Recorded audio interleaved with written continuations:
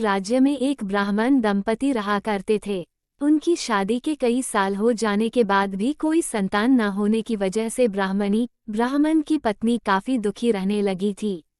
ब्राह्मण जो लोगों को आशीर्वाद देकर उनके दुख दर्द कुछ हद तक कम कर दिया करता, वो खुद अपनी पत्नी के दुख का निवारण नहीं कर पा रहा था।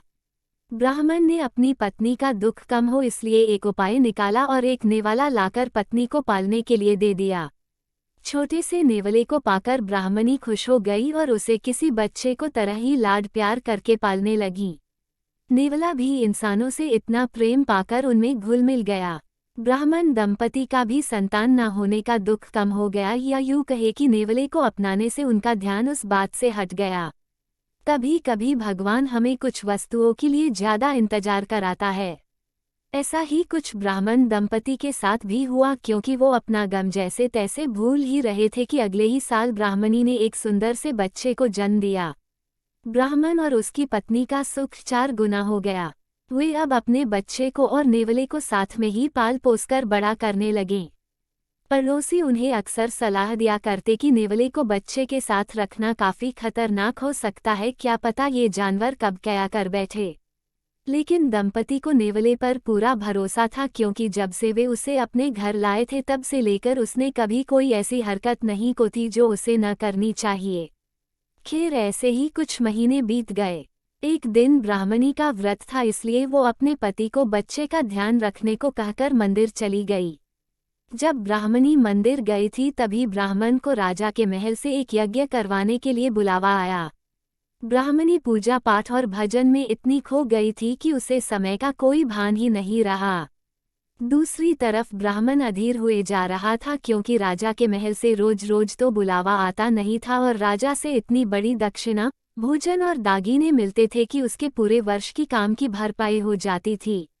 ब्राह्मण ऐसा मौका चूकना नहीं चाहता था। पत्नी का कोई अता पता नहीं था, इसलिए ब्राह्मण अपने पड़ोसी के पास गया तो वो भी गांव गए हुए थे।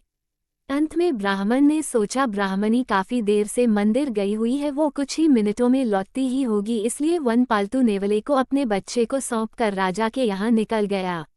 नेवला अपने मालिक की बात मानकर किसी आज्ञाकारी बेटे को तरह बच्चे के पास बैठकर उसके ऊपर नजर रखने लगा।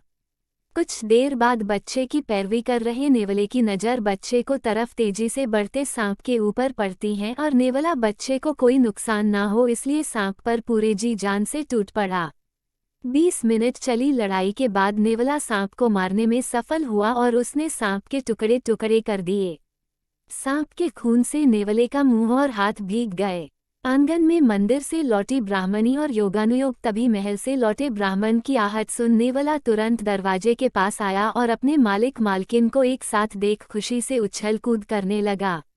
नेवले को खून से सना देख और उसका ऐसा व्यवहार देख ब्राह्मण दंपति को उस पर शक हुआ। उनके मन में अपने बच्चे के बारे में बुरे बुरे ख्याल आने लगे। उन्हें पड़ोसियों की वो बातें भी याद आने लगी। नेवला तो आखिर एक जानवर है और जानवरों का क्या भरोसा। ब्राह्मणी ऐसे विचारों के कारण रोने लगी तो ब्राह्मण का गुस्सा और ज्यादा बढ़ गया। उसने न आगा देखा न पीछा, आंगन में पड़ा एक डंडा लिया और नेवले को पीट पीट कर मार दिया। इतना सब होने के बाद जब दोनों अपने घर में अपने बच्चे को देखने के लिए दौड़े तो देखकर हैरान थे कि उनका बच्चा मजे से खेल रहा था और उन्हें तब बड़ा झटका लगा जब पालने से थोड़े दूर जहरी सांप के कई टुकड़े पड़े हुए दिखे। वे दोनों गुस्से से अपना आपा खोकर अपने बच्चे के रक्षक के ही भक्षक बन बैठे थे। सच्चाई का पता चलते ही दोनों पश्चाताप की आग में जलने लगे। लाइक, शेयर और सब्सक्राइब करें जरूर। धन्यवाद। लाइक, शेयर और सब्सक्राइब करें जरूर। धन्यवाद।